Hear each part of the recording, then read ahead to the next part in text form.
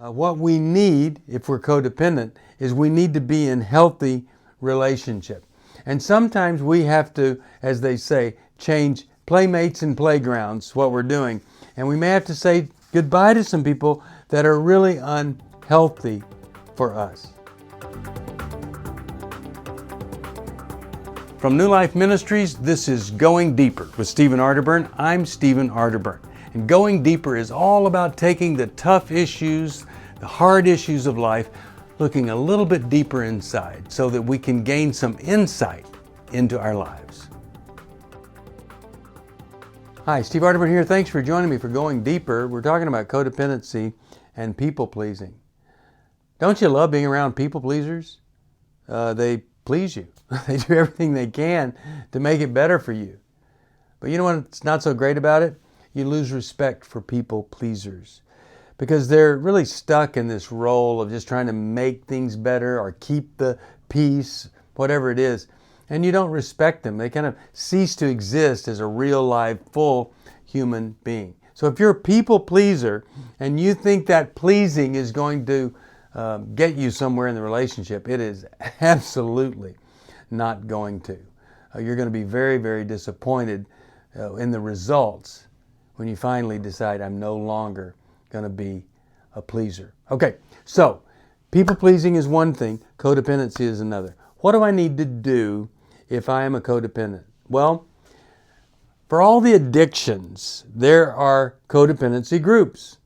Al-Anon is for alcoholics, if you're married to one, or dating somebody, or your parents were. Sex-Anon, there's an anonymous group for codependency for people that are in relationship with sex addicts.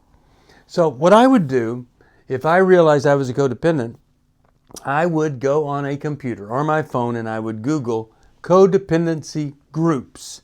And I would see what the churches have. There's some codependent life recovery groups. See what the church has. I'd see what the community has. But one of the things I have to do to get out of codependency is get into groups and go to meetings. My friend Dave Stoop ended up with a psychologist in a program helping parents deal with their kids. And one of the requirements was that you would go to an Al-Anon meeting every day for 30 days or you got kicked out of the group. Because she wanted people to get used to going to a codependency group and to talk with other people and hear what they had done and the struggles they've been through that might give them some insight onto how no longer to need to be codependent.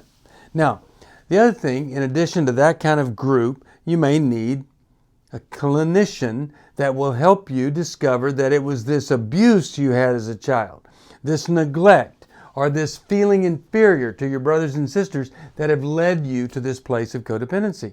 And so a real-life Christian counselor can help you resolve those things that maybe have never, ever been addressed in your life. You just were told, oh, forgive that and move on. But that was really bad advice, superficial suggestion. Now, another thing, what we need if we're codependent is we need to be in healthy relationship. And sometimes we have to, as they say, change playmates and playgrounds, what we're doing. And we may have to say goodbye to some people that are really unhealthy for us. Next thing we want to do, if we want to get this taken care of, is we need to ask, do I need to be needed all the time? If you have a need to be needed, that's probably not healthy. Versus if you're inspired to meet some specific need that comes up, that's totally different. One is a coping skill, the other is using a gift from God to reach out to other people.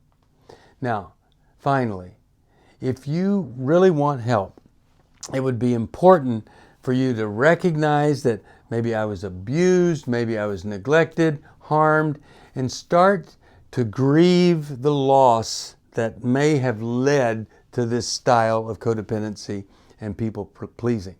So if I was abused and talking to a therapist and all this stuff, going to group, it would also be great to get a book to take you through the grieving process. I grieve what will never be again. It's gone. I accept what I have today. I embrace it. Now I'm ready to look forward to the future. That's a gift to myself if I'll do it. All right, that is codependency and people-pleasing. And we'll have one final segment when we get back tomorrow with Going Deeper. I'd love to see you then. Take care. Thank you for joining me for Going Deeper. I hope something I've said may have helped just a little bit. If you have a question you'd like me to answer or comment, just email me at stevesocial@newlife.com. I'll see you next time. If you want to support Going Deeper with Stephen Arterburn, be sure to subscribe so you never miss another episode. And if you know someone who would benefit from this episode, be sure to share it with them. See you on the next Going Deeper with Stephen Arterburn from New Life Ministries.